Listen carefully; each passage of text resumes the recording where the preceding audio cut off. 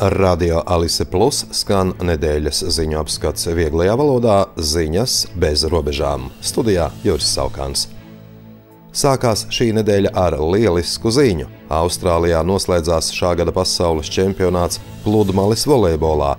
Latvijas sporta vēsturē mūsu sieviešu duets Tīna Graudiņa un daugavpiliete Anastasija Samoilova ierakstīja savus vārdus ar zelta burtiem. Viņas ir kļuvušas par pasaules čempionēm.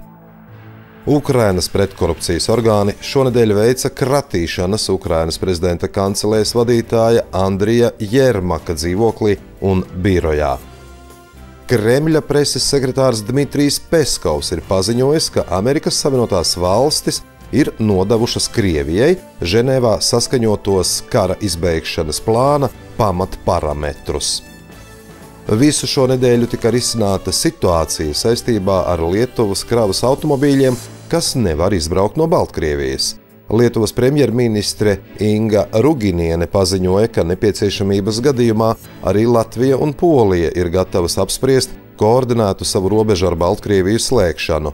Lietuvas autopārvadātāji gan atrada risinājumu, kā Lietuvas uzņēmumi var atgūt puspiekabes. Procedūra būs tāda, ka Lietuvā reģistrētas kravas automašīnas drīkstēs izbraukt no valsts bez puspiekabēm, lai pēc tam varētu atgriezties ar puspiekabēm, kas atrodas Baltkrievijā.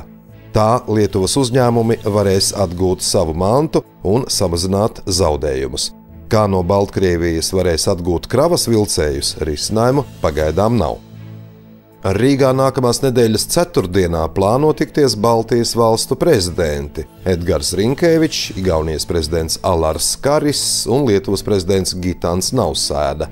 Viņi pārrunās ar reģionālo drošību saistītus jautājumus, turpmākos soļus enerģētiskās drošības stiprināšanā, Eiropas Savienības aktuālos jautājumus, kā arī atbalstu Ukrainai.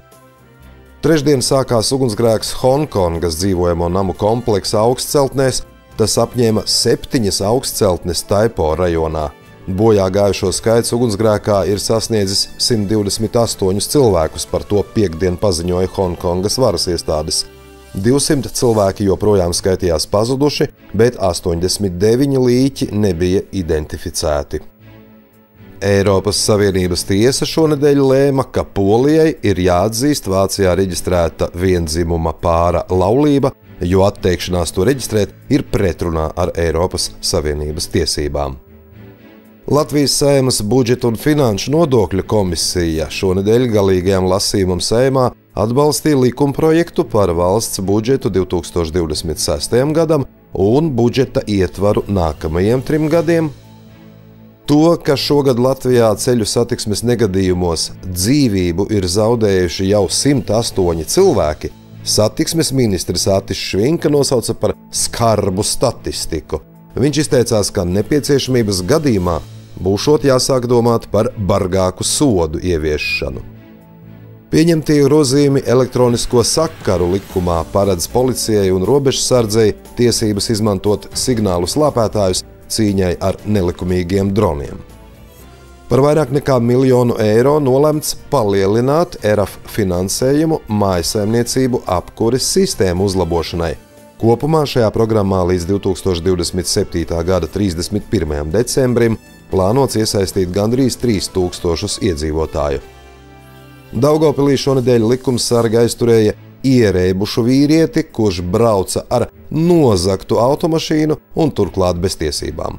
Jāatzīmē, ka aizturētais jau iepriekš bija nonācis policijas redzeslokā par citiem nodarījumiem.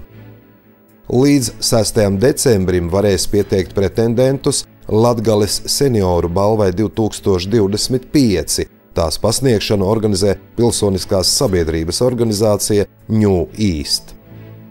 Daugavpils valsts pilsētas pašvaldība pabeigusi bijušās sanatorijas Mežciems parka teritorijas sakārtošanu. Tagad pilsētas iedzīvotāji un viesi to var brīvi apmeklēt. Arī Gajoka skvēra pārbūve ir pabeigta, pašlaik notiek šī objekta pieņemšana eksploatācijā. Šajā svētdienā, 30. novembrī, 17:17 vienības laukumā Daugavpilī iedegsies pilsētas galvenā Ziemassvētku egle. Studijā bija Juris Saukāns, par ziņu bez robežām satura atbildes Alise Plus, projektu finansē Mediju atbalsta fonds no Latvijas valsts budžeta līdzekļiem.